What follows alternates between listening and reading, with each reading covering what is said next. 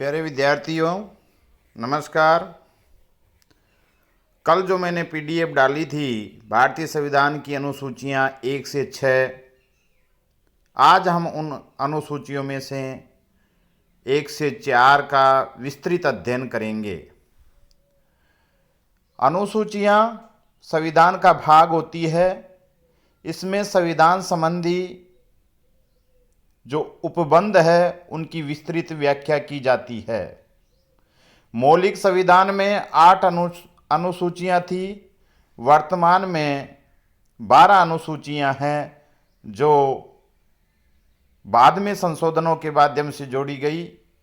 इनका वर्णन या इस बात का जिक्र हम आगे जैसे ही जो अनुसूची जुड़ी 9वीं 10वीं 11वीं 12वीं उस समय करेंगे। तो हम प्रथम अनुसूची, इसके अंतर्गत भारतीय संघ राज्य क्षेत्रों का वर्णन है। भारत का 29वां राज्य आप सब जानते हैं कि तेलंगाना बना था। वो श्री कृष्णा समिति की सिफारिश पर 2 जून 2014 को बना था। वर्तमान समय में भारत में 28 राज्य तथा 9 केंद्र शासित प्रदेश है। ये 28 राज्य अर्थात राज्यों की संख्या में कमी 5 अगस्त 2019 को केंद्र सरकार द्वारा लाए गए संकल्प के माध्यम से जम्मू कश्मीर राज्य को 2 केंद्र शासित प्रदेशों में विभाजित कर दिया गया, जिसमें जम्मू कश्मीर और लद्दाख शामिल है। और इस प्रकार जम्मू कश्मीर राज्य का दर्जा समाप्त हो गया। अब वो 2 केंद्र शासित प्रदेशों में परिवर्तित हो गया। तो यहाँ हम देखते हैं कि एक राज्य की संख्या कम हो गई और 2 केंद्र शासित प्रदेशों की संख्या बढ़ गई। आगे आती है दूसरी अनुसूची। इसमें उच्च पदाधिकारियों, भारत के उच्च पदाधिकारियों के वेतन, भत्ते और विशेषाधिकारों के प्रावधान हैं।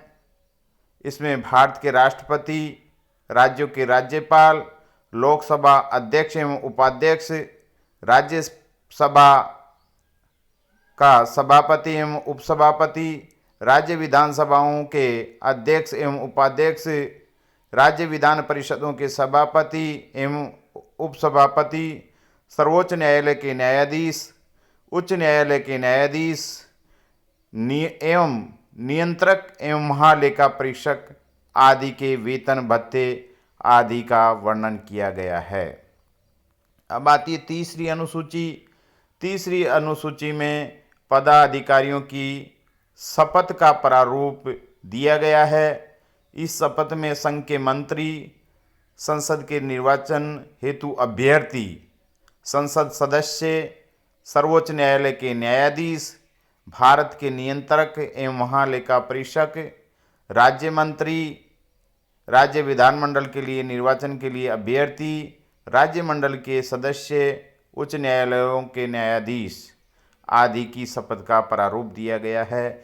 याद रहे, कई बार प्रतियोगी परीक्षाओं में प्रश्न पूछा जाता है कि लोकसभा के लिए निर्वाचन हेतु अभ्यर्थी की शपथ का प्रारूप कहाँ मिलता है, तो आपका उत्तर होगा तीसरी अनुसूची में।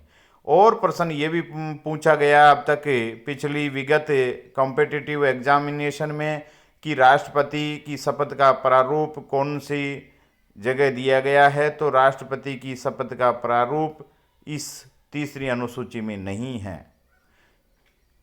राष्ट्रपति, उपराष्ट्रपति, राज्यपाल आदि के शपथ का प्रारूप का उल्लेख तीसरी अनुसूची में नहीं है। चौथी अनुसूची में